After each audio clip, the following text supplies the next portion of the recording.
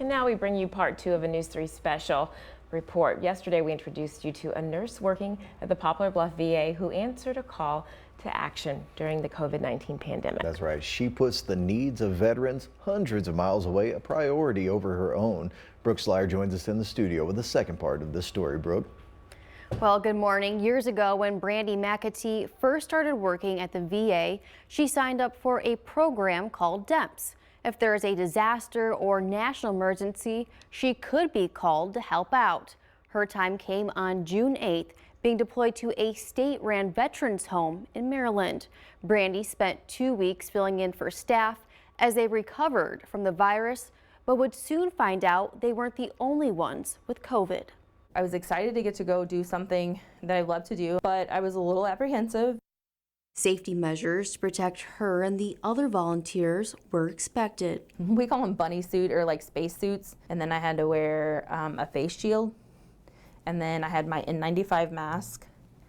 And then I wore like shoe coverings. But there's something that she couldn't have prepared for, like 31 of her 33 patients being COVID positive themselves. And on top of that, being in a memory care unit where veterans are diagnosed with dementia and Alzheimer's disease. Not knowing who your patients are, and 90% of the time they don't know who they are. So, that was a little discerning, just, because you want to make sure that you do the right thing to the right patient. Some of her responsibilities. You would have to assess your patients that were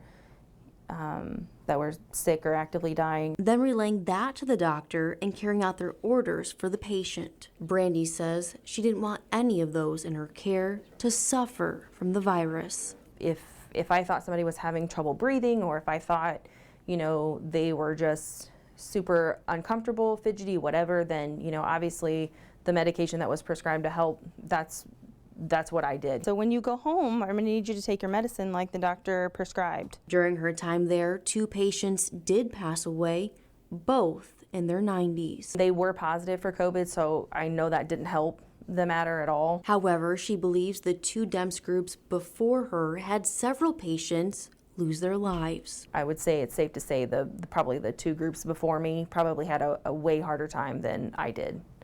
I feel pretty fortunate about that. One person who gives Brandy all the credit is her supervisor, Chandra Miller. I couldn't be prouder. I think we have a great bunch of staff here as it is, but it always gives you that great sense of pride to know that our staff are always willing to go above and beyond no matter what. Miller says that Brandy is not the only nurse at the John J. Pershing VA Medical Center to make the sacrifice. Actually, we have a nurse right now who just returned from Arizona, who works here. She has an infection control background, supervisory background. As well as another nurse currently deployed with an ICU background. As for Brandy, she returned to Libertyville after a self-quarantine and being COVID-free. I think I've ended up with 7 COVID tests so far.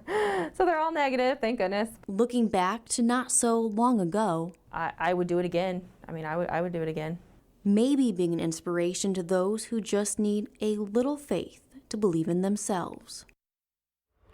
And during her stay in Maryland, Brandy told me she realized how fortunate she is for a job at the John J. Pershing VA Medical Center. She says that she recommended some potentially life-saving tools to the state-run veterans home. And coming up at 6:30, we'll have more on that and what Brandy is up to now. Reporting in studio, Brooke Slyer, News 3.